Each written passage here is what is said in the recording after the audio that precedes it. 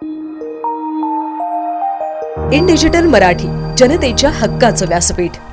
अंबरनाथ तालुक्यातील द्वारली गावात जमीन वादाच्या पार्श्वभूमीवर पुन्हा एकदा तणावाचे वातावरण निर्माण झाले आहे। स्थानिक आमदार गणपत गायकवाड आणि शिवसेना शहर प्रमुख महेश गायकवाड यांच्यातील पोलीस ठाण्यातील गोळीबाराच्या घटनेनंतर देखील या भागात शांतीचे वातावरण पुन्हा कधीच स्थिरावलं नाही।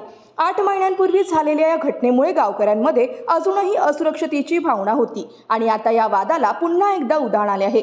या प्रकरणी उल्हासनगरच्या हिल लाईन पोलीस ठाण्यात परस्पर विरोधी गुन्हे दाखल करण्यात आले आहेत।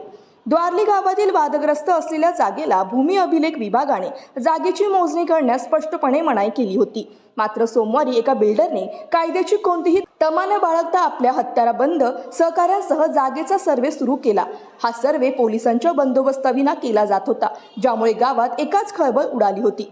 या हत्यारबंद इस्मानी शेतकऱ्यांवर हल्ला चढवला आणि त्यांना अमानुषपणे मारहाण केल्याचे बोलले जात आहे।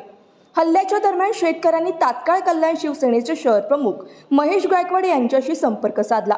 महेश गायकवाड यांनी तात्काळ आपल्या कार्यकर्त्यांसह घटनास्थळी धाव घेतली आणि मोठा अनर्थ टाळला। हत्यारबंद इस्मांना ताब्यात घेतल्यानंतर गावात तणाव आणखी वाढला होता। मात्र पोलिसांच्या वेळीत हस्तक्षेपामुळे हा वाद पुढे न वाढता थांबवला गेला।